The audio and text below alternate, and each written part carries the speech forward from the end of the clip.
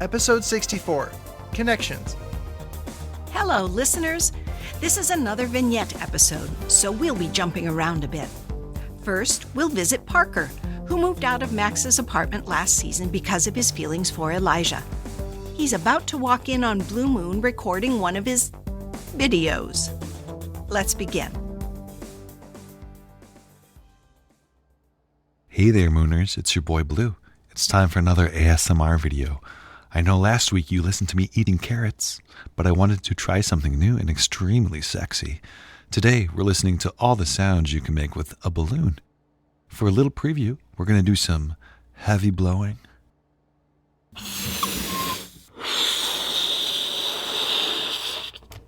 some friction and rubbing, bouncing, and my favorite part, the sweet, sweet release.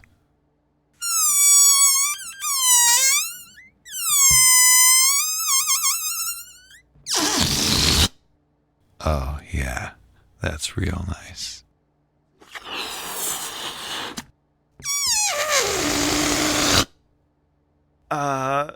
Blue, what the heck are you doing? Oh, hey Parker. I was making a new video for my Hero Fans account. Sorry, I thought I reserved the training room for this morning. I was gonna do some ceiling work. Oh, you can reserve the training rooms? My bad. It's fine. I could use the company. What do you mean by ceiling work? It's like normal exercise, but upside down. On the ceiling. Doesn't all the blood rush to your head? Well, yeah, that's why I'm training. As someone who walks on walls, gravity is not my friend. I need to be on the top of my game, especially with all the chaos in Rose City. Tell me about it. New villains and henchies are popping up all over the place. Seriously. I was helping Lucid Lucy and Krampus look for that serial killer, the Yeast Master, yesterday, and we kind of stumbled across a group of henchies. I got punched in the face, but Krampus took them all down pretty quickly. Oh, I remember Noelle from Red Thorn Ranch. She gives a mean foot rub. She's getting even better at controlling her cramping powers. The henchies, a group called the Meatheads, didn't stand a chance. Were they literally people with heads made of meat? I wish. No, the Meatheads are Slim Jim, Chicken Little, and Sloppy Joey. Ooh, I'm used to guessing these with pitch. Let me try. Is Sloppy Joey someone who always spills coffee? Because coffee is a cup of joe? Not even close. Sloppy Joey is a man trapped in the body of a baby kangaroo. His tactic is pretending to be an innocent little Joey. Then, when someone gets close, he disembowels them with his strong little kangaroo feet. That's the sloppy part. Harsh. Is Slim Jim a skinny guy named James? And is Chicken Little just a tiny evil chicken? Nice try. But no, Slim Jim's power is apparently to release a concussive wave of energy every time he breaks a bone. When we fought him yesterday, he said, "Snap into a Slim Jim," and then broke one of his fingers. The finger blast threw us back against the wall before Krampus Charlie horsed their asses. You just said finger blast. You know what I mean. What about Chicken Little? Oh, I mean, yeah, you were basically right. She's an evil chicken. But she's not just tiny. She's able to shrink down to the size of a freaking bug. She tried attacking Lucid Lucy, but I intercepted and swatted her out of the way. So you cock-blocked her. Stop it. Technically, I think cocks are male chickens. Chicken Little was a hen. Did you learn all the animal stuff from back when you dated Max? You know about that? Cassie loves to gossip. She spilled all the tea. That's not surprising. What did she tell you? Yeah, no, I'm not playing that game. If you're concerned about privacy, don't worry. I show and tell the world a lot in my videos, but I can still keep a secret. It's not a secret that I used to date Max back in college. I just didn't want everyone knowing about my stupid crush on Elijah. It's embarrassing. Dude, you have a crush on the Beacon? Oh, come on. Really? Cassie didn't tell you that? Does Cassie even know that? She, I guess not. As far as I know, only Max and Elijah know why I moved out 6 months ago, and probably Tammy and Linus, because Max would have definitely told them. But yeah, I guess no one told Cassie. Now I know too, but don't worry. My lips, unlike the back of my romper, are completely sealed. I was going to comment on your ass hanging out like that, but honestly, I'm so desensitized to it, I barely notice it anymore. What? Well, when you do notice it, is it still like really hot? Sure, it's great. You're not hitting on me, are you? Because I'm actually seeing someone right now. No, you just scared me for a sec. Who even am I without my sexy glowing cheeks? People don't love you because your blue butt lights up. They don't? I mean, sure, it's kinda cool. Maybe that's what draws them in, but they stay because you're just really open and honest. You tell it like it is, and you're not afraid to show the world your flaws. I don't know what you mean by flaws, but I'll take your word for it. In your last video, you talked about how many dates you need to go on with someone before you can poop at their place. One date, that's all it takes with me. If you're embarrassed by natural bodily functions, then you're not the person for me. Wait a minute, how's that a flaw? Okay, that was a bad example. I just mean, you say things that other people would never dare to say in a bajillion years, especially to a worldwide audience. Yep, I get it. I wasn't always this forthright. One of my first videos, I accidentally uploaded the raw file instead of the polished version, and that post is what went viral and got me so much attention. The combination of my luminous fanny with unedited candor made me a household name, so I decided to ride the wave. That's why I used to do so many live streams. No chance to second guess myself. This is going to sound bad, but I used to think influencers were shallow and lazy. Seeing how much time and care you put into your videos, I don't think you're lazy anymore. That means a lot. Thanks. I'm still shallow though, right? I don't hate being shallow. Yes, I still think you're shallow. Oh good, I thought I might have changed reality by accident. Hey, wait, you said before that you're seeing someone? Since when? Oh, it's kinda new. It's not crazy serious yet. We're just having fun, but we're definitely in a relationship. Is that why you've been avoiding most of the Second Fiddles meetings? I've seen you duck out early, or say you're going out on patrol, even though it's not your turn. Oh, you noticed that? I'm shallow, but I'm sharp. I like to think I have great observational skills. Most of the time when I leave, yeah, I'm seeing my new boyfriend, but really it's still awkward between me and Elijah. Not so much with Max, but it's hard to be around them together. You really like him, don't you? Liked. Past tense. I don't feel that way anymore. Ah, so you got over him by being under someone else, huh? Not exactly, but some distance and perspective made all the difference. My feelings faded, but not the embarrassment. I get that, my dude. That's how I feel about the video where I almost died. I thought that was pulled down. It was very graphic. Once something's on the internet, you can never really get rid of it.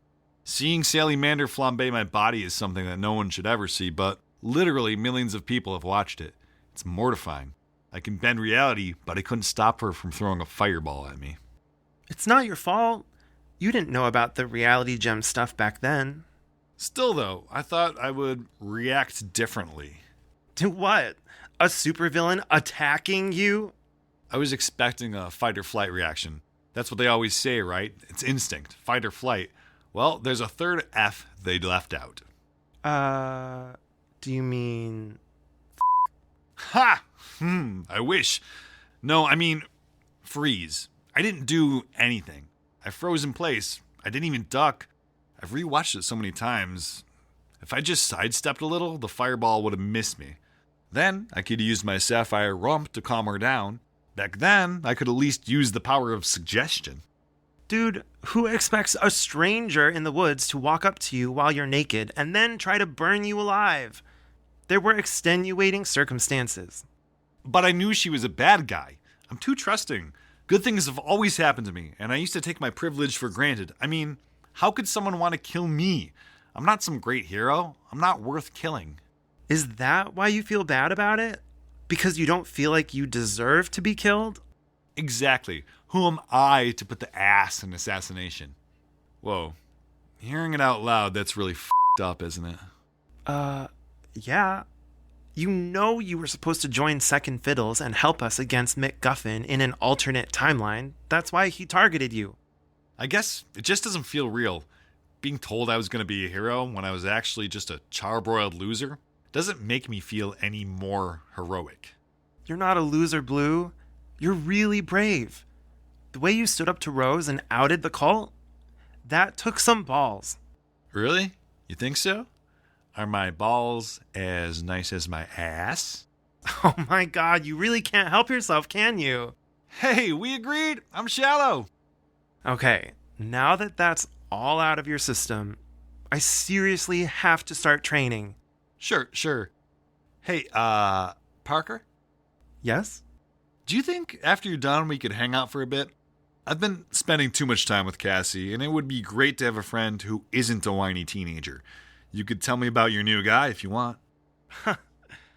Yeah, that would be nice, Blue. Cool. Okay, back to work. This balloon isn't gonna blow itself up. No. Do that somewhere else.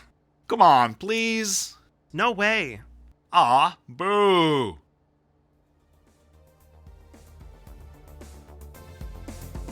Still with us? Wonderful. Now we're checking in with Max. If you remember, Max's adopted bird daughter, Eloise, found a mate and started having babies, so he doesn't see her as often since she left the nest? Really? I'm expected to use a bird idiom for an actual bird? This is lazy writing. If anything, I would say that Eloise made her own nest, but peregrine falcons don't build nests, so that wouldn't make sense either. I apologize. I have opinions. Let's begin the next scene.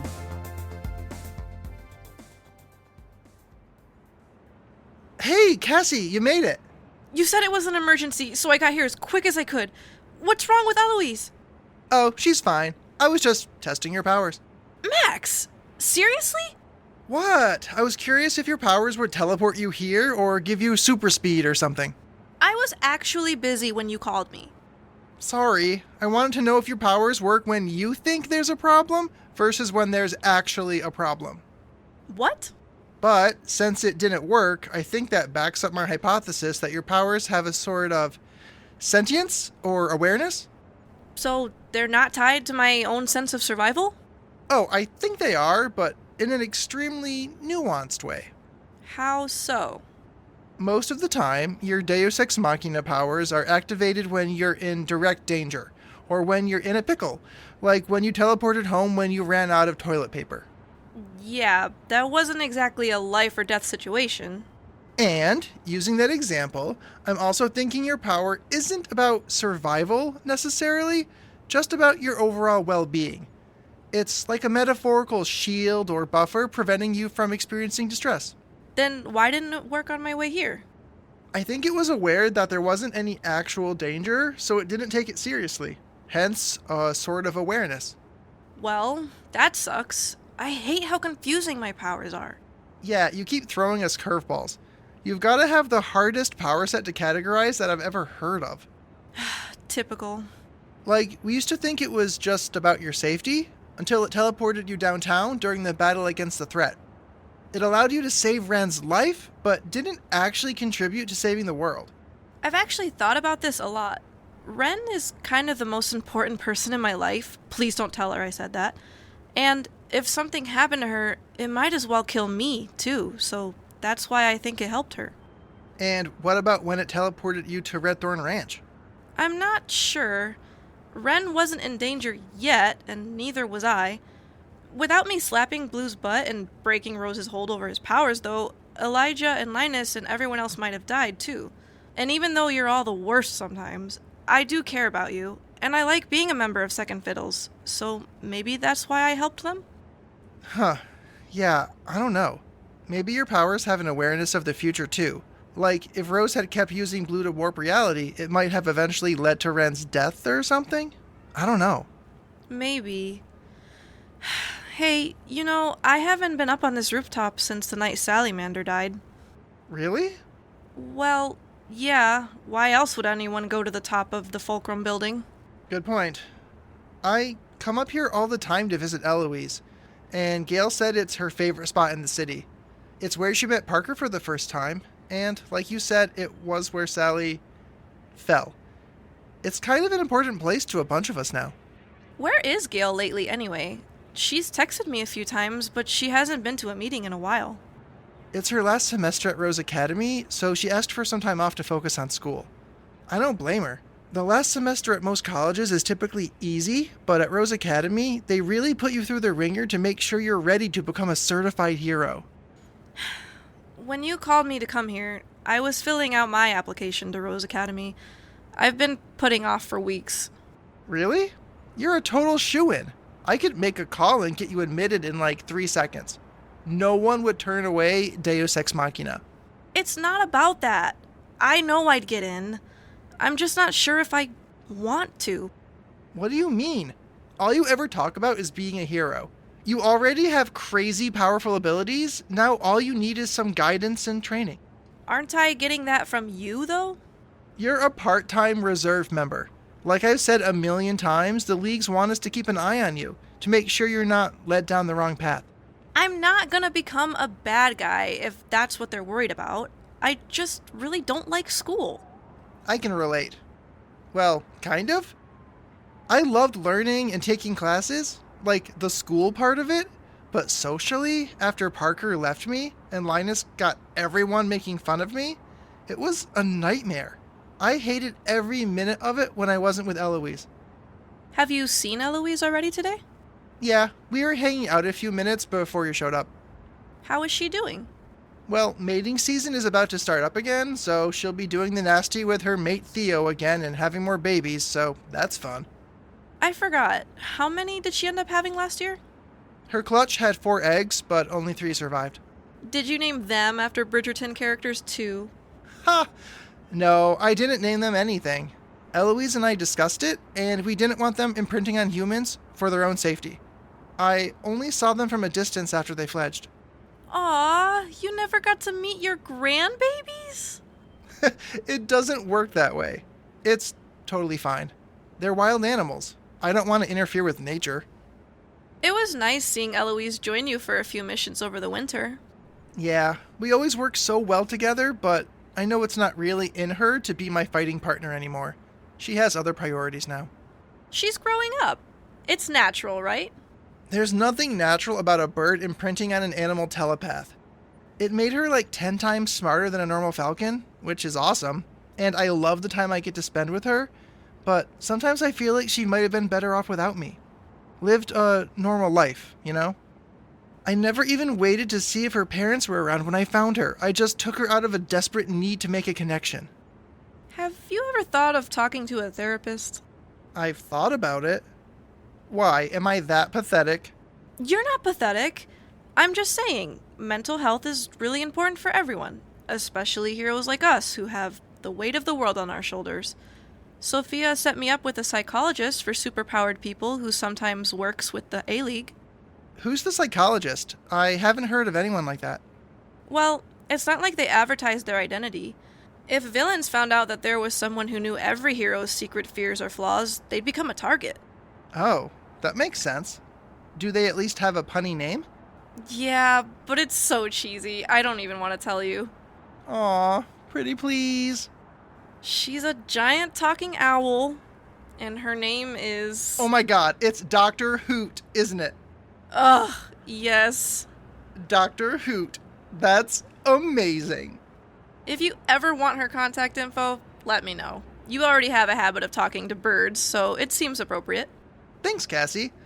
And not to sound like a parental figure or anything, but you should really consider going to Rose Academy.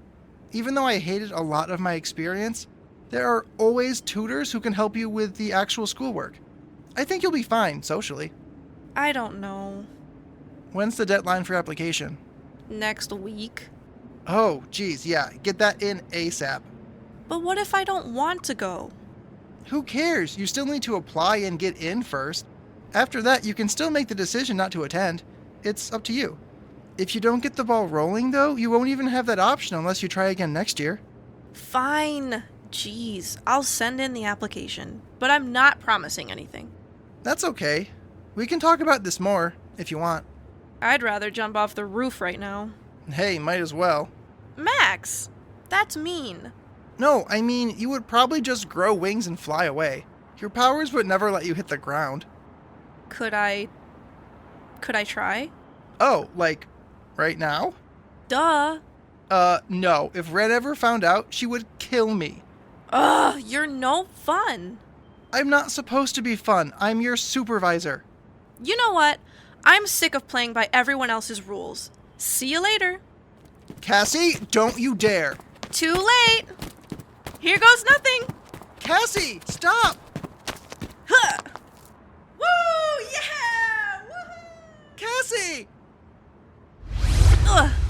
Oh, thank God. You're okay. Come on. I'd barely even started to free fall before I teleported back up here. Holy sh! What were you thinking? I already told you, I'm sick of living by your rules. I can do whatever I want, whenever I want, and I'll still be okay. This proves it. You're gonna be the death of me. If the stress doesn't kill me, your sister will when she finds out what you just did. Then don't tell her. That's not how this works. I have to write up a report now and update the whole team. Whatever.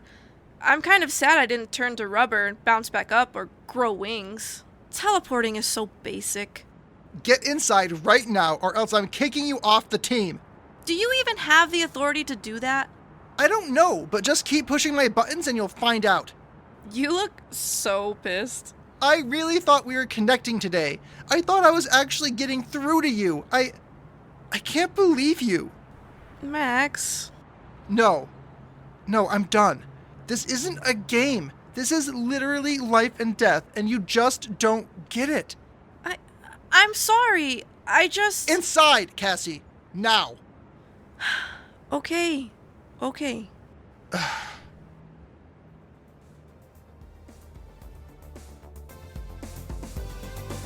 It seems like Max really has his hands full with Cassie.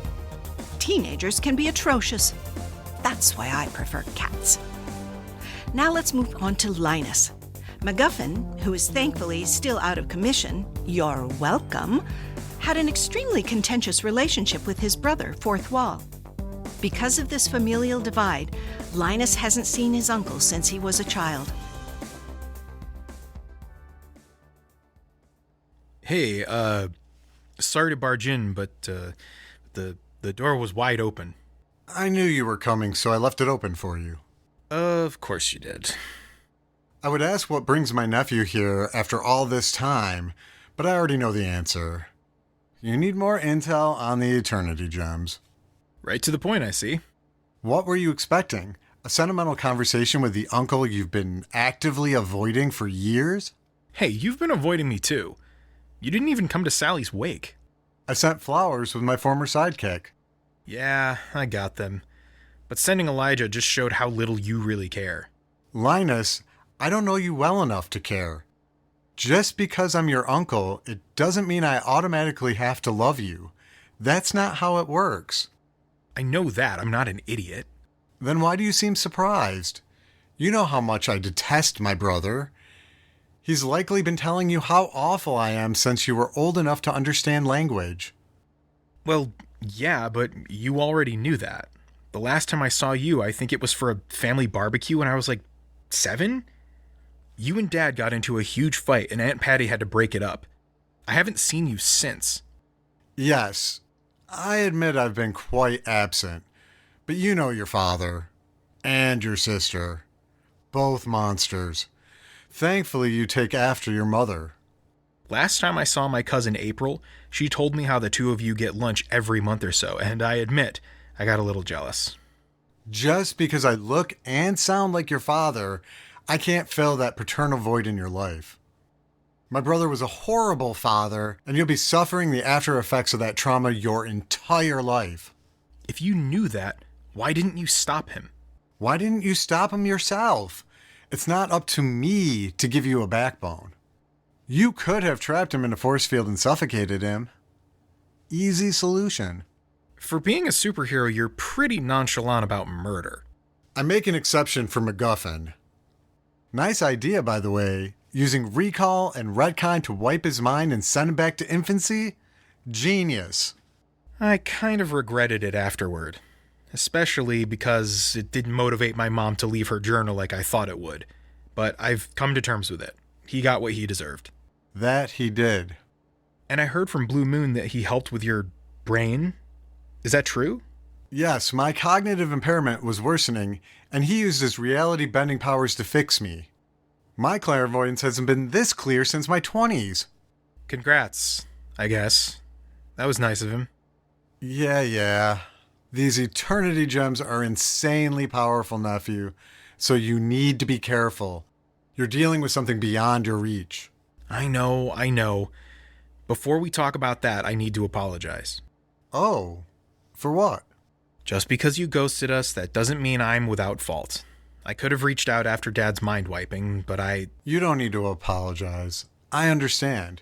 You were busy tracking down your forgotten girlfriend and then meeting your long-lost sister. That's a lot. Speaking of Silver, would you be interested in seeing her? She's mentioned wanting to meet you, but I didn't know what to tell her. She's great, warm and kind. Nothing like Sally. I didn't remember about her until something your father said during Sally's wake, which I was tuning into with my powers. In his eulogy, he said, while telling you about your secret sister, there's a silver lining in all this. Don't believe me, listeners? Go back and check it out. Episode 40, 17 minutes and 31 seconds in. He was literally telling you her name. It was an Easter egg. Her wake wasn't even near Easter. Anyway, yes, I would be delighted to meet my niece. Great. She'll be thrilled. I wouldn't mind if you joined her, you know. Are you only saying that to be nice? No. You've proven yourself to be a better man than I ever was and a great hero. I'm proud of you, and I would very much like to get to know you better, if that's okay with you. That sounds reasonable. Maybe we could meet up every few weeks like I do with April. A dinner party for 3, like the ones your father used to throw for you and Sally. But without the veiled threats and subterfuge. Of course. A relaxing, wholesome dinner with my family. Huh. It's weird to hear you say that. I'm so used to cringing every time I think about the word family. You should bring Tammy sometime, too. And her brother, Max. I know they're your found family. They mean a lot to you. They do, yeah. I think that would be nice. Okay. If I become too sentimental, I start seeing the past, and I'd rather not replay most of the 60s and 70s. So let's get on with it. Okay. The Spirit and Dream Gems. Can you remember anything else about them? Elijah found the Sight Gem, so we're on the right track. The Spirit Gem is the biggest mystery. I still can't see anything about that. When I search the past for it, I also don't see anything. The last time I can even sense its existence is in prehistoric times, back in the Pleistocene. After that, nothing. Ugh, okay. I wonder if it was destroyed. Rose wouldn't be looking for it if it didn't exist, so it's got to be here somewhere. But in what form? I have no clue. It could be in a person, like Blue Moon, or it could be in a random rock lost in the bottom of a lake. The Beacon and Devil Bat just found the Sight Gem, right? Why don't you use it to find the others? Elijah already tried. When he asked it to show him the Spirit Gem, it didn't work. He couldn't see anything other than Max sitting across from him. And the Dream Gem? When he asked the Thundercat about the Dream Gem, everything around him looked green, but that was it. Interesting. I did check in with Lucid Lucy, and she said she's on the lookout for weird dream energy, whatever the hell that means. But she has to be close to the source to detect it. That means we still need to identify the source. I can help with that. Because of Blue Moon rejuvenating my powers, I remember that my brother did in fact acquire the Dream Gem. Seriously? Why didn't you reach out and tell us? I knew you would be coming today, and I didn't want to avoid this talk with you. You mean too much to me. Oh. That means a lot. Thanks. Oh, so the dream gem. Is it at the estate somewhere? I'm not sure if you're going to hate or love this, but the dream gem is with your mother. What? The gem is an emerald. That must be why Elijah saw green when he used the sight gem. Your mother used to wear it on a necklace, if you recall. Your father gave it to her as a gift when he felt her start to drift away. I remember. She wore it every day. She used to say that her 3 favorite things in the world were me, her library, and her necklace. I believe the dream gem awakened a new facet of her powers. Before, she could only enter books and enjoy the stories as they were written, but the dream gem gave her the ability to change the stories altogether. He gave her that as a present after Sally's big 3rd leap year birthday party. Sally was horrible, per usual, and had disfigured our butler. Mom freaked out on Dad, and he gave her the necklace the next day. I'd always thought she started spending more time in books after that because she couldn't stand Dad, not because her powers changed. Well, those 2 things can both be true. She was growing to resent your father, and her powers were making her dreams literally come true. That's why she was able to write back to you in the journal. The dream gem allowed her to reach out into the real world from within the book. Whoa. So, in order to get the dream gem, I have to get Mom to come out? I'm afraid so. And what if she doesn't want to leave? I can't force her. Would you rather see what happens if Rose gets to her first? Oh, No, that would be really bad. Linus, listen to me. You need to get back in touch with Lucid Lucy the moment you leave here. Tell her everything and show her the journal. You can trust her. She'll be able to help you find your mother. Okay. Nephew, what are you waiting for? Sorry, I'm just processing. I'm finally going to see my mom again. Not if you just stand here. Okay, I'm going. Hey, Uncle? Yes? Thank you. Seriously, we couldn't do this without you. You're welcome. Now go find your mother. Whew. Bye.